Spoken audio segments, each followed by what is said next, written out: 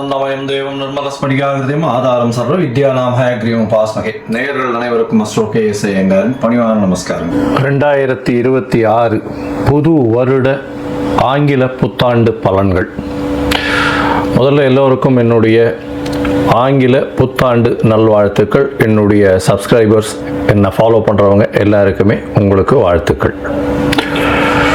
சரி, இந்த 2026 புது வருஷம், எதனால் நம்ம இதை புது வருஷம்னு சொல்கிறோம் அப்படின்னா, ஃபினான்ஷியல் நியூ இயர் அப்படின்னு சொல்லக்கூடியது, அதாவது உலகம் மொத்தமே கடைபிடிக்கக்கூடிய கேலண்டர் இயர்னு சொல்லக்கூடிய 2026 வருடம் ஜனவரி மாதம் 1ஆம் தேதி அதிகாலை 00 hours அப்படின்னு சொல்லக்கூடிய விஷயத்தை இந்த வருஷம் மார்கழி மாதம் 16ஆம் தேதி பிறகுறது. இந்த வருஷம் பார்த்தாலேயானால் நட்சத்திரம்னு பார்க்கும்போது ரோகிணி 1ஆம் பாதம், ரோகிணி நட்சத்திரத்தில் சந்திரன் உச்சம் பெற்ற நிலையில் பிறக்கக்கூடிய காலகட்டமாக அமைகிறது.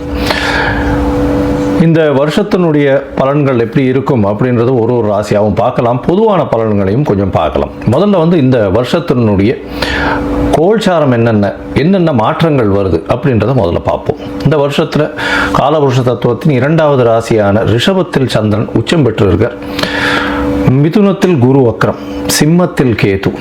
அது தவிர பார்த்தீங்கன்னா உங்களுக்கு இந்த வருஷத்தில் சமசப்தமம் அப்படின்னு சொல்லக்கூடிய இடத்துல மாந்தி வருது. அதாவது இந்த வருஷம் பிறக்கும்போது 8ஆம் இடத்துல 4 கிரகங்கள், மாத கிரகங்கள்னு சொல்லக்கூடிய சூரியன், செவ்வாய், புதன் மற்றும் சுக்கிரன் இருக்கார். சனியும் ராகுவும் கும்பத்தில் இருக்கார். இந்த வருஷம் இந்த வருஷத்தில் பார்த்தீங்கன்னா வரக்கூடிய மாறுதல்கள் அப்படின்னு சொல்ல போனால், எடுத்த உடனே 17/3/2026 அன்னைக்கு குரு வக்ர நிவர்த்தி ஆறுது. அதற்கு முன்னாடி பார்த்தீங்கன்னா 6/3/2026 அன்னைக்கு சனி கும்பத்தை விட்டு மீனத்துக்கு போகிறார். அதனால் மேஷ ராசிக்காரர்களுக்கு 7.5 சனி ஆரம்பிக்கிறது, மகர ராசிக்காரர்களுக்கு 7.5 சனியிலிருந்து விடுதலை பெறுறது. இது ரெண்டும் ஒரு முக்கியமான விஷயம்.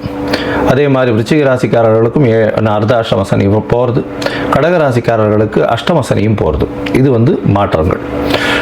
அதே மாதிரி பார்த்தாலேயானால் 17/3/2026 குருவினுடைய வக்ர நிவர்த்தி, குரு மிதுனத்தில் வக்ர நிவர்த்தி அடைகிறார் 17/3 அதற்கு பிறகு பார்த்தாலேயானால் 26/5/2026 குரு மிதுனத்திலிருந்து கடகத்துக்கு போகிறார். கடகத்தில் அவர் உச்சம் பெற்று போயிருக்கார். இந்த வருஷம் பார்த்தாலேயானால் பொதுவாகவே 12 மாதம் இருக்க வேண்டிய குரு 5ஆம் மாதத்திலிருந்து கிட்டத்தட்ட 10ஆம் மாதம் வரணும். அதாவது 5 மாதம் மட்டுமே அங்கே இருக்கார். அதாவது 20/10/2026 வரலும் தான் குரு கடகத்தில் இருக்கார். 20ஆம் தேதி அக்டோபர் மாதம் சிம்மத்துக்கு வந்துடுறார். கிட்டத்தட்ட ஒரு 5-6 மாதம் தான் அவர் அங்கே இருக்கார். இந்த மாதத்தில் வரக்கூடிய அடுத்த ஒரு பெரிய பயிற்சின்னு சொல்லக்கூடியது 13/11/2026 ராகு கேத்துவின் பயிற்சி. அதாவது ராகு கேது இரண்டுமே நிழல் கிரகங்கள், அதாவது அவர்கள் அது சாயா கிரகங்கள் அப்படின்னு சொல்லக்கூடிய அவர்கள் நிழல் கிரகங்கள். தனித்துவம் என்பது அவர்களை பொறுத்தவரையிலும் கிடையாது. எந்த இடத்தில் இருக்கிறார்களோ அதை சார்ந்தே அந்த கிரகங்கள் நல்ல ஒரு ஏற்றத்தையும் இரக்கத்தையும் கொடுக்கக்கூடியது. இந்த வாட்டி பார்த்தாலேயானால் கும்பத்திலிருந்து மகரத்திற்கு ராகுவும், கேது சிம்மத்திலிருந்து கடகத்திற்கும் செல்றாங்க. அதாவது 13/11/2024 ஒரு 1.5 மாதம் முன்னாடி, இந்த வருஷத்தினுடைய கடைசி நாளில், கடைசி காலத்தில்.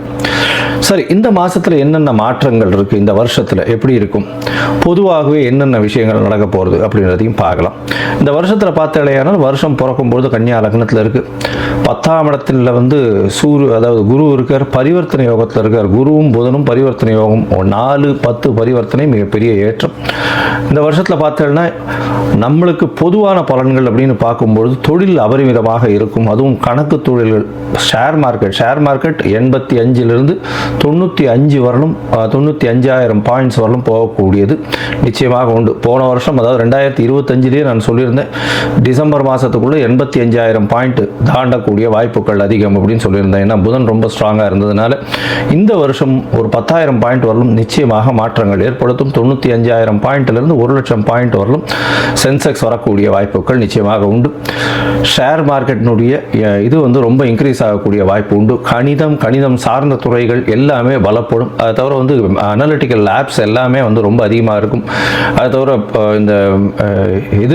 இந்த அக்கௌண்டிங் ஆப்ஸ் எல்லாம் வந்து நிறைய ஏறும். சார்ட்டர்ட் அக்கௌண்டன்ஸுக்கு டிமாண்ட்ஸ் ரொம்ப அதிகமாகும். அதிகமான சார்ட்டர்ட் அக்கௌண்டன்ஸ் அவைலபிளாக இருப்பாங்க. அதை தவிர பார்த்தாலேயானால் பண வரவிற்கு பஞ்சம் இருக்காது. ஏன்னா கேந்திரத்தில் 4ஆம் இடத்துல வந்து திக்பலம் பெற்று சுக்கிரன் இருக்கிறது பெரிய விசேஷம். இதன் மூலியமாக ஆட்சியில் இருப்பதாக எடுத்துக்கொள்ளணும். அதனால் வந்து பண வரவிற்கு பஞ்சம் இருக்காது. எடுத்த காரியங்கள் எல்லாமே நிறைவேறும். இந்த வாட்டி பணப்புழக்கம் கொஞ்சம் அதிகமாகவே இருக்கக்கூடிய காலகட்டம். சுக்கிரனும் 4ஆம் இடத்துல இருந்து திக்பலம் பெறதுனாலையும், அதாவது இந்த கன்னியா லக்னத்துக்கு 4ஆம் இடத்துல இருக்கிறதுனால திக்பலம் பெற்று போகிறதுனாலையும், சந்திரனும் உச்சம் பெற்று போகிறதுனாலையும் பெண்களுடைய டாமினன்ஸ் இந்த வருஷம் ரொம்ப அதிகமாகவே இருக்கும். எந்த ஒரு விஷயத்திலையும் பெண்களுடைய ஆளுமை அதிகமாக இருக்கக்கூடிய வருஷமாக இந்த வருஷம் அமையும். கலைத்துறை, அதை தவிர வந்து பார்த்தோம்னா அழகு துறைகள், ஆடை விளம்பரம், அலங்காரம், இந்த மாதிரியான துறைகள் மிகவும் மேன்மை பெறக்கூடிய வாய்ப்புகள் நிச்சயமாக உண்டு. தண்ணீர் சம்பந்தப்பட்ட, பால் சம்பந்தப்பட்ட, பால் பதனிடுதல் சம்பந்தப்பட்ட துறைகள் மிகவும் ஏற்றத்தை கொடுக்கக்கூடிய வாய்ப்புகள் உண்டு. அரசாங்கத்திற்கு பார்த்தடையானால் இந்த விமானப்படை மூலியமாக, விமானம் பொருட்கள் மூலியமாக நிறைய ஏற்றம் வரும். இராணுவ தளவாடங்கள் விற்கிறதுல விமானம் சம்பந்தப்பட்ட விஷயங்களில் பெரிய ஏற்றம் வரக்கூடிய வாய்ப்புகள். ஏன்னா ராகு ரொம்ப ஸ்ட்ராங்காக இருக்கக்கூடிய காலகட்டமாக அமைய போகிறது. இந்த வருஷத்தில் பார்த்தடையானால் குருவும் உச்சம் பெற்று போகிறதுனால தங்கம் ஸ்திரமாகக்கூடிய வாய்ப்பு உண்டு. தங்கம் விலை பார்த்தோம்னா ஸ்திரமாக இருக்கக்கூடிய வாய்ப்புகள் நிச்சயமாக இருக்கும். ஸ்திரம் அப்படின்னா 12,000 to 15,000 ரேஞ்சிலேயே தான் இருக்கும். ரொம்பவும் இறங்கிறதுக்கு வாய்ப்புகள் நிச்சயமாக கிடையாது. மேக்சிமம் போச்சுன்னா 14 ரூபா 15,000 ரூபா வரலும் 1 கிராம் போகிறதுக்கு வாய்ப்புகள் உண்டு. அதற்கு மேலே போகக்கூடிய வாய்ப்புகள் நிச்சயமாக இல்லை. ஆனால் வெள்ளியின் விலை நிச்சயமாக உச்சத்தை தொடும், அதிகமான இதுவாக வரும். வைரத்தின் விலையும் அதிகமாக வரக்கூடிய வாய்ப்புகள் நிச்சயமாக உண்டு. ஏன்னா சுக்கிரன் ரொம்ப ஸ்ட்ராங்காக இருக்கக்கூடிய காலகட்டமாக இருக்கு. அதனால நிச்சயமாக உங்களுக்கு வெள்ளியும் வைரமும் விலை ஏற்றம் அதிகமாக இருக்கக்கூடிய வாய்ப்புகள் மிகவும் அதிகம். அதை தவிர வந்து பார்த்தாலேயானால் மைனிங் செக்டர், அதாவது வானூர்தி செக்டர், அதை தவிர வந்து ஏரோஸ்பேஸ், ஏரோடைனமிக்ஸ், அதை தவிர ஏவியேஷன், இது எல்லாமே அதிகமாக வளரக்கூடிய வாய்ப்புகள் நிச்சயமாக உண்டு. நெருப்பு சம்பந்தமான பிரச்சனைகள் வரக்கூடிய வாய்ப்புகள் உண்டு. 1-2 நெருப்பு இன்சிடென்ட்ஸ் நடக்கும். மோஸ்ட்லி இந்த வருஷத்தில் ஒரு பெரிய விபத்தை சந்திக்க வேண்டிய காலகட்டமாக நிச்சயமாக வரும். அது தவிர பார்த்தாலேயானால் இந்த வருஷத்தில் என்ன சொல்கிறது, அதாவது இது கீழ்த்தட்டு மக்கள் மூலியமாக சற்று புரட்சிகரமான பிரச்சனைகள் வரக்கூடிய வாய்ப்புகள் உண்டு. அதாவது என்ன சொல்றது, ஒரு எதிர்ப்பு குரல்கள் அரசாங்கத்தை நோக்கி அதிகமாக இருக்கக்கூடிய காலகட்டமாக அமைய போகிறது. ஆனால் மொத்தத்தில் பார்க்கும்பொழுது தண்ணீர் பற்றாக்குறை இருக்காது. அதிகமான மழை பெருக்கம் இருக்கக்கூடிய வாய்ப்புகள் அதிக மழை வர்றதுனால வெள்ளங்கள் அதிகமாக இருக்கும். வெள்ளத்தின் மூலியமாக பயிர்கள் வேஸ்டாக போகக்கூடிய வாய்ப்பு. ஒரு பக்கத்தில் மழை அதிகமாக கொட்டி பழைய பயிர்கள் வேஸ்ட் ஆகக்கூடிய வாய்ப்புகள், அதாவது உணவு தானியங்கள் வேஸ்ட் ஆகக்கூடிய வாய்ப்புகள் உண்டு. இந்தியாவினுடைய ஏற்றுமதி இறக்குமதி சற்று பாதிக்கக்கூடிய வாய்ப்புகள் நிச்சயமாக இருக்கும். இந்த வருஷம் பார்த்தாலேயானால் ஏற்றமான காலம். இந்திய மக்கள் அனைவருக்குமே நல்ல ஒரு ஏற்றமான காலமாக அமைய போகிறது. நல்ல ஒரு பண வரவும் இருக்கும், பணம் பரிவர்த்தனையும் அதிகமாக இருக்கும், பண ரொட்டேஷன்ஸ் அதிகமாக இருக்கும், கையில் பணப்புழக்கமும் அதிகமாக இருக்கக்கூடிய காலகட்டமாக அமைய போகிறது. சரி, இப்போ மேஷம் முதல் ஒரு ராசியாக வந்து இந்த வருஷம் எப்படி இருக்கு அப்படின்றத பார்க்கலாம். 2026 இந்த மாறுதல்களை வைத்து பார்ப்போம். அதுக்கு முன்னாடி என்னுடைய மொபைல் நம்பர் கீழே ஸ்க்ராலிங்கில் போயிட்டு இருக்கும். உங்களுக்கு அஸ்ட்ராலாஜிக்கல் கன்சல்ட் தேவைப்படுமே ஆயின் நீங்கள் எனக்கு ஃபோன் பண்ணுங்க. உங்களுக்கு அப்பாயின்மெண்ட் தரேன். உங்களுடைய date, time, place of birth, உங்களுடைய பெயர், உங்களுடைய தாய் தகப்பனார் பெயர், இதை அனுப்புங்க. என்னுடைய கட்டணம் என்னன்னு சொல்கிறேன். அந்த கட்டணத்தை வந்து போட்டுட்டு யூடிஆர் நம்பர் ஷேர் பண்ணுங்க. உங்களுடைய ஜாதகத்தை போட்டு சந்தி இருக்கான்னு பார்த்துட்டு, சந்தி இருந்ததே ஆனால் அதை தவிர்த்து என்ன இது பண்ண முடியும், உங்களுடைய நட்சத்திரம் என்ன, தசாநாதம் என்ன, அந்த தசை நடக்கிறது, உங்களுடைய லக்னம் என்ன அப்படின்றத குறித்து அதற்கு பிறகு உங்களோட அப்பாயின்மெண்ட் ஃபிக்ஸ் பண்ணிட்டு டிஸ்கஸ் பண்ணுறேன். பொதுவாகவே என்கிட்ட வர்ற ஜாதகத்தில் 50 வயசு 60 வயசில் இருக்கிற வாழ்க்கெல்லாம் வந்து நட்சத்திரம் சந்தியில் வர்றதுனாலையும் லக்ன சந்தியில் வர்றதுனாலையும் அவள் இருக்கக்கூடிய லக்னம் வந்து ரிஷப லக்னம் நினச்சிட்டு இருப்பா. ஆனால் மிருகசீரிஷம் 3ஆம் பாதத்தில் இருக்கும், மிதுன லக்னத்தில் இருப்பாள். ஸோ அந்த மாதிரி மாறுதல்கள் நிறைய இருக்குது. அதனால் முதல்ல லக்ன சந்தி, நட்சத்திர சந்தி எல்லாம் குறித்து அதற்கு பிறகு உங்களுடைய ராசிக்கு, உங்களுடைய லக்னத்திற்கு ஏற்ப தசை நடக்கிறதா, இப்போ நடக்கிற கோச்சாரம் எப்படி நடக்கிறதுன்றதை பார்த்து அதற்கு பிறகு பலன் சொல்கிறேன். சரி, இப்பொழுது மேஷம் முதல் மீனம் வரை 2026 புத்தாண்டு பலன்கள் ஒன்றொன்றாக பார்க்கலாம். மிதுனம், மிருகசீர்ஷம், திருவாதிரை, புனர்பூசம், இந்த 3 நட்சத்திரம் 9 பாதங்களை கொண்ட ராசி. ராசியின் அதிபதி அப்படின்னு சொல்லக்கூடியவர் புதன். இந்த வருஷம் 2026 மிகப்பெரிய ஏற்றமான வருஷமாக இருக்க போகிறது. எஸ்பெஷலி இந்த மிதுன ராசிக்காரர்களுக்கு மிகப்பெரிய ஜாக்பாட் அடிக்க போகிறது. ஏன்னா உங்களுக்கு பார்த்தாலேனால் சனியினுடைய தாக்கம் எவ்வளோ நாளாக கிட்டத்தட்ட ஒரு 7-8 வருஷமாக வந்து ரொம்ப 7-8 வருஷம் இல்லை, ஒரு 4 வருஷம் 5 வருஷமாகவே ரொம்ப மிகுந்த சிரமத்துக்கு ஆளாயிருக்கீங்க. இந்த மிதுனராசிக்காரர்களுக்கு இப்போ ஒரு பெரிய விமோசனம் கிடைக்க போகிறது. எவ்வளோ நாள் திடீர்னு பார்த்தோம்னா ஜென்ம குருன்னா, திடீர்னு வந்து சனி வக்கரம்னா, ஒன்று சொல்லிகிட்டே இருந்தால் இந்த மிதுனராசிக்காரர்களுக்கு என்னதான் சார் சொல்ல போகிறீங்க, இந்த வருஷமாவது எப்படி இருக்கும்னு கொஞ்சம் எதாவது நல்லது சொல்லுவீங்களான்னு கேட்குறதுக்கு வந்திருக்காங்க. என்னுடைய நண்பர்கள் எல்லாருக்குமே வந்து மிகப்பெரிய காலங்களில் பிரச்சனைகள் இருந்தது. ஆனால் இந்த வருஷம் அது எல்லாத்தையும் புரட்டி போட்டு மாற்றத்தை ஏற்படுத்தக்கூடிய மிகப்பெரிய ஏற்றத்தை கொடுக்கக்கூடிய காலகட்டமாக இந்த மிதுன ராசிக்கு அமைய போகிறது. மிதுன ராசிக்கு பார்த்தாலேயானால் இந்த வருஷம் பெரிய ஏற்றம் என்ன அப்படின்னா, சனி பகவான் 10ஆம் இடத்துல போகிறார். தொழிலில் வந்து ஒரு புதிய மாறுதல்கள் ஏற்படும், புதிய தொழில் ஏற்படும், புதிய மாறுதல்கள் மூலியமாக தொழிலில் அபிவிருத்தி ஏற்படும். நல்ல ஒரு ஏற்றமான காலம். இவ்வளோ நாள் தொழிலில் வந்து ஒரு ஏற்றமே இல்லாமல் நிறைய தடங்கல்கள் இருந்திருந்தது. அதுவும் வந்து சனி வக்கரகதியில் போயிட்டு இருக்கும்போது தடங்கல்கள் கொஞ்சம் அதிகமாகவே இருந்தது. அதையெல்லாம் மாறி இப்போ கொஞ்சம் கொஞ்சமாக தொழிலில் வந்து அபிவிருத்தி ஏற்படுத்தி பெரிய ஏற்றங்கள் வரக்கூடிய காலகட்டமாக அமைய போகிறது. 10ஆம் இடத்தில் கர்ம காரகன் இருக்கிறதுனால தந்தையின் உடல்நிலையில் சற்று பின்னடைவு இருக்கும். இருந்தாலும் தொழிலில் வந்து மாறுதல் நிச்சயமாக இருக்கும். கர்மத்திற்கு உண்டான உங்களுடைய ஜீவனம் வந்து வலுப்பெற்று போகிறது. ஜீவன ஸ்தானத்தில் போய் கர்ம காரகனே போய் நிற்கிறதுனால உங்களுடைய ஜீவனம் நிச்சயமாக நல்லபடியாக இருக்கும். அது தவிர பார்த்தாலேனால் இந்த வருஷம் அதுவும் வந்து மே மாதத்துக்கு மேலே வந்து குருவினுடைய மாற்றம் இருக்குது. அதாவது மே 26ஆம் தேதி 2026 குருவினுடைய மாற்றம் புனர்பூச நட்சத்திரம் 4ஆம் பாதத்துக்கு போகிறார். அதாவது கடகராசிக்கு போகிறார். குடும்ப ஸ்தானத்தில் போய் உட்கார்றார். குடும்பம் நல்ல ஒரு சந்தோஷத்தை கிடைக்கக்கூடிய வாய்ப்புகள் உண்டு. உங்களுடைய பேச்சின் மூலியமாக நல்ல ஒரு வெற்றியை கிடைக்கக்கூடிய வாய்ப்புகள் நிச்சயமாக உண்டு. இந்த காலகட்டத்தில் பார்த்தோம்னா குடும்பத்தில் நல்ல ஒரு மகிழ்ச்சிகரமான சுபகரமான இது விசேஷமான நல்ல விஷயங்கள் நடக்கக்கூடிய காலகட்டமாக அமையும்.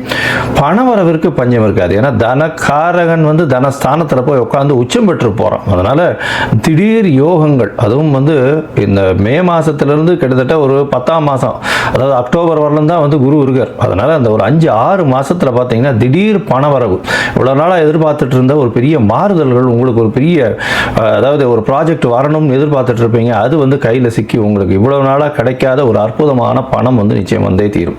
ஏன்னா இவ்வளவு நாள் கஷ்டப்பட்டதனுடைய விஷயங்கள் இப்பொழுது மாற்றமாக ஏற்படுத்தி உங்களுக்கு பெரிய ஏற்றத்தை கொடுக்கக்கூடிய காலகட்டமாக இருக்கும்.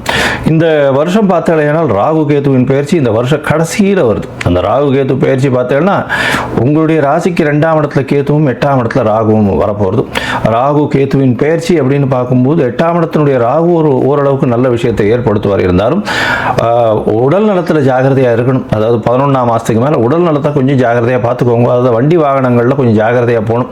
வெளிநாட்டு பிரயாணங்களில் கொஞ்சம் ஜாகிரதையாக இருக்கிறது நல்லது. பேச்சில் கொஞ்சம் ஜாகிரதையாக இருக்கும். 2ஆம் இடத்துல கேத்து இருக்கிறதுனால, அதாவது அந்த நேரத்தில் வந்து குருவும் மாறிடுறார். 10ஆம் மாதமே மாறிடுறதுனால கேத்து மட்டும் வந்து தனியாக அங்கே இருக்க போகிறார். அதனால் நீங்கள் பேசுகிறது வந்து தவறுதலாக புரிந்து கொள்ளக்கூடிய கட்டாயமாக போயிடும். அதனால கொஞ்சம் ஜாகிரதையாக பேசுறது, கொஞ்சம் நெளிவு சுழிவை பார்த்து பேசி உங்களுடைய வேலை எப்போவுமே வந்து இந்த புதன் ராசியில் இருக்கிறவாளே வந்து அடுத்தவாளுக்கு மனசு நோகாமல் அவாகாரியம் எப்படி பண்ணிக்கணுமோ அந்த மாதிரி பண்ணிட்டு போகக்கூடியவா. அதனால் உங்களுக்கு நல்லாவே அந்த விதை தெரியும். ஏன்னா புதனுடைய ராசியில் பிறந்தவங்க. அதனால் நிச்சயமாக நல்ல ஒரு ஏற்றம் கிடைக்கக்கூடிய வருஷமாக இருக்கும். சரி, இந்த வருஷத்தில் மொத்தமாக பார்க்கும்போது இந்த மிதுன ராசிக்காரர்களுக்கு மிகப்பெரிய ஏற்றம். பேச்சில் நல்ல ஒரு நளினம் இருக்கும். குடும்பத்தில் சந்தோஷம் இருக்கும். புதிய தொழில் அமையக்கூடிய வாய்ப்பு உண்டு. தந்தையின் உடல்நிலையில் சற்று கவனமாக இருக்கிறது ரொம்பவும் நல்லது. வெளியூர், வெளிநாடு, வெளிமாநிலம் சென்று வரக்கூடிய வாய்ப்பு உண்டு. இந்த காலகட்டத்தில் எதிர்பாலினத்தவர், அதாவது பார்ட்னர்ஷிப் பிஸ்னஸ் எதிர்பாலினத்தவர் மூலியமாக சற்று தொல்லைகள் இருந்தாலும் பணவரவிற்கு பஞ்சம் இருக்காது. படிக்கக்கூடிய மாணவ மாணவியர்கள்லாம் நல்ல ஒரு ஏற்றம் கிடைக்கக்கூடிய காலகட்டமாக அமைய போகிறது.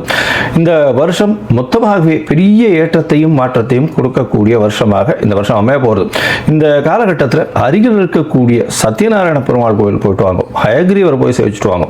உங்களால் முடிஞ்சது இந்த இதுக்கு பாடசாலைகளுக்கு நோட் புஸ்தகம், பென்சில் அந்த மாதிரியான விஷயங்களும், இல்லைன்னா துளசி செடி தானமாக கொடுக்குறதோ இதை பண்ணிட்டே வாங்க. ஒரு வியாழக்கிழமையும் பண்ணுங்க. புதனுக்கு உண்டானது ராசியாக இருந்தாலும் ஒரு வியாழக்கிழமையும் பண்ணுங்க. உங்களுக்கு நிச்சயமான மாறுதல்கள் இந்த வருஷம் கண்டிப்பாக வரும்.